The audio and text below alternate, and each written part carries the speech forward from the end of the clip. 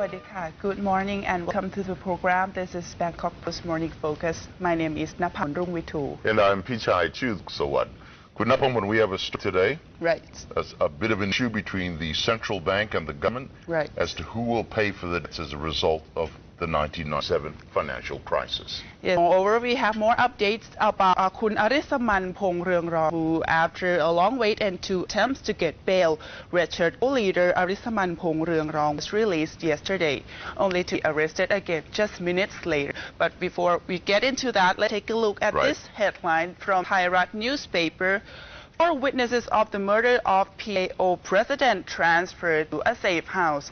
Under its witness protection program, police have arranged a safe house with high security and 24-hour surveillance to the 4 witnesses of the murder of Sakhon Provincial Administration Organization President Kun Udon Graiwatnusorn. Police believe that many more people saw the incident, but they were scared to come forward. Meanwhile, the suspect, Democrat MP Kanchit Thapsuwan, arrived at the parliament yesterday but dodged reporters and snuck out through the back door to avoid being questioned. Kun Kanchit has been asked to hand over his car and gun to the police. Police also said that primary evidence and witness testimony pointed towards Kun Kanchit as the shooter. Right, another story comes from Daily News, and their Daily News reports that residents are angry over unrealistic electricity bills. Now, several Pathum Thani residents yesterday told the media that they were being overcharged for their bills over the past 2 months. Now, many said they abandoned their home during the floods, but their electricity bills was 3 times than the normal rate. Pathum Thani Provincial Electricity Authority said yesterday that it's likely that the bills were higher because they evacuated their homes. They just simply didn't cut off the power. It's also possible that some turned on their pumps for 24 hours a day, therefore the bills are higher than usual. The agency also claimed that some of the electricity meters may have been damaged, and officials would check this out. However, they urged residents affected by the bills to file a complaint, and they promised that they would not be taken advantage of. Now let's take a look at another headline from Komchaluk newspaper. Middle school girls see video released on the internet.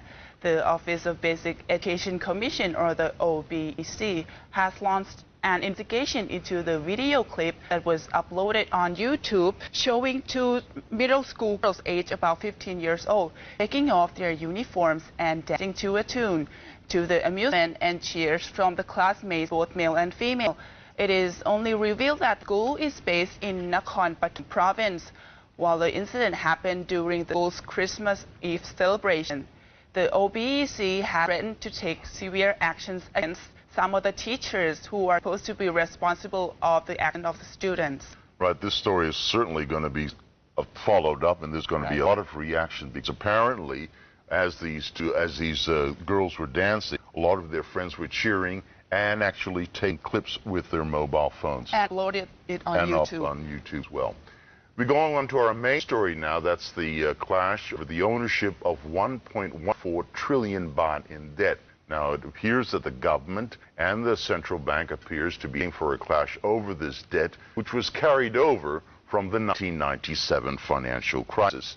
Now, Prasan Trairatwarakul, the governor of the Bank of Thailand, said that the liabilities was a result of government policies set in 1997 and should not be considered the responsibility of the central bank. Now, the liabilities stem from a decision by the Chavalit Yongchayut government to guarantee deposits and debts of local financial institutions in a cabinet resolution issued in August 1997. He said forcing the bank to take ownership would put significant pressure on its finances and undermine its credibility in the markets. And Kun Tirat Naranong, who is the Deputy Prime Minister overseeing the economic policy, said that the central bank would have to comply if the government approved a law transferring the debt. On Tuesday, the cabinet ministers agreed in principle to the debt transfer, with Kun Kittirat as with finalizing the details with the central bank, the finance ministry, the fiscal policy office, and other economic agencies. The first meeting on this issue is set for tomorrow. Now, the debt represents losses incurred by the Financial Institution Development Fund, and the Finance Ministry is currently responsible for paying the debt by issuing government bonds, and this comes to the tune of about 618 billion baht interest paid over the past 10 years. Dr. Prasan said that a recent order from the Finance Ministry directing the central bank to reverse its plans to close the FIDF in 2013 also indicated that the government still sees the fund as its tool to help mitigate a banking crisis. He noted that the international practice for the government to take responsibility for the losses incurred from a banking crisis. Even during current Eurozone crisis, debt-riddled countries such as Greece, Italy, and Spain have not pushed the banking losses onto the central bank. He said that transferring such losses to the central bank would lead to an increase in the money supply, potentially devaluing the currency, fueling inflation. Now, Prasan also cautioned transferring the FIDF liabilities to the central bank would undermine its credibility in setting monetary policy and push the bank's capital funds, was already burdened with accumulated losses of 400 billion baht, to increase. He also questioned whether any transfer was legal. He said under legal principles, a debt transfer from one party to another requires mutual consent. However, Kun Kittirat said that the central bank was clearly capable of managing the liabilities, considering that foreign reserves currently stand at 175 billion US dollars.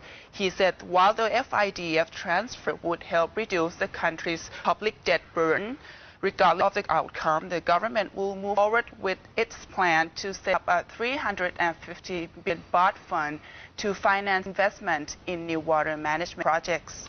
Now, amidst all of this, the Finance Minister, Kun Thirachai Phewanath suggested a compromise. Now, Kun Thirachai said, he's a former central banker, and he said while it's definitely forcing the central bank to accept the liabilities beyond the capacity is amounting to printing money. He said the move would definitely negatively affect Thailand's reputation in global markets and could put Thailand on par with countries like Argentina and Zimbabwe. He said while principal FIDF debt would take up 30 years to pay down, the immediate problem is how to account for some 45 billion baht per year in interest costs. He also suggested that consolidating profits generated from the central bank's reserve accounts would generate 25 billion baht per year in funds. Another 29 billion baht per year could come from contributions by local banks to the Deposit Insurance Agency. He said under this idea, the Finance Ministry can take responsibility for insuring bank deposits. Kun Thirachai also disagrees with the central bank's view that the FIDF funds strictly the government's problem. He said whether the debt is transferred formally or not, it is already the central bank's responsibility. So we'll be following that story. We now move on to